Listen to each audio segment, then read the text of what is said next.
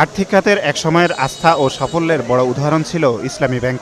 কিন্তু ২০১৭ সালে অনৈতিকভাবে তার নিয়ন্ত্রণ নেয় বিতর্কিত ইসলাম গ্রুপ। এরপর থেকে শুরু হয় ঋণ জালিয়াতি ও লুটপাটের মহোৎসব।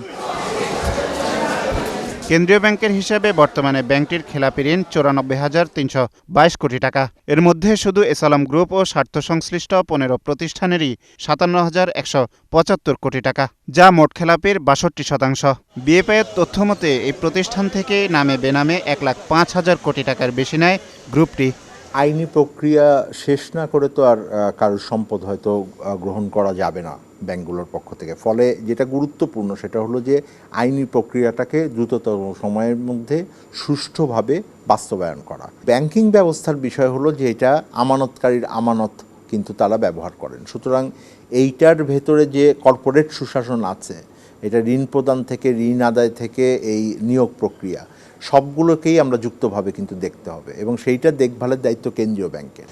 ইসলামী ব্যাংকের শীর্ষ ২০ খেলাপি প্রতিষ্ঠানের ১৫টি এসালাম গ্রুপের সঙ্গে সরাসরি সম্পৃক্ত, যার মালিকানায় সাইফুল আলম, তার ছেলে আহসানুল আলম, জামাতা বেলাল আহমেদ এবং পরিবারের অন্যান্য সদস্যরা। আর একক প্রতিষ্ঠান হিসেবে সবচেয়ে বেশি ১৩,০০০ কোটি টাকা রয়েছে এসালাম এডিবল অয়েলের নামে। এছাড়া ১০,০০০ কোটি টাকার উপরে খেলাপি ঋণ এসালাম রিফাইন্ড সুগার ও এসালাম ভেজিটেবল অয়েলের। ছেলে আহসানুল আলম ও মা চেমনারার নামে প্রতিষ্ঠিত একাধিক কোম্পানির বিপরীতেও রয়েছে বিপুল খেলাপি। আর সাইফুল আলমের আত্মীয় আনসারুল আলম চৌধুরীর মালিকানাধীন ইনহেরিটেন্ট ট্রেডিংয়ের বিপরীতে ১,৫০০ কোটি টাকা, বর্তমানে যা অস্তিত্বহীন বা নাম সর্বস্ব কাগজে প্রতিষ্ঠান।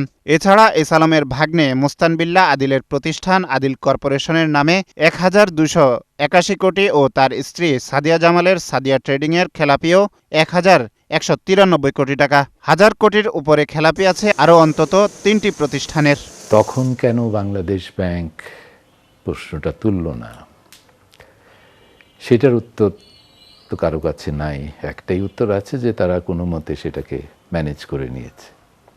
মানে ওটা হয় বাংলাদেশ ব্যাংক দেখে নাই, মোটামুটি পার পেয়ে গেছে। বাংলাদেশ ব্যাংক কিছু রিকভারি হয়েছে, সেটা হয়েছে এইভাবে যে তাদের কিছু টিডিআর ছিল, লিয়েন্টেন করা টিডিআর ছিল, সেগুলো থেকে আমরা ৫,০০০ কোটি টাকা বা ৫,০০০ কোটি টাকা এরকম আমরা আদায় করছি।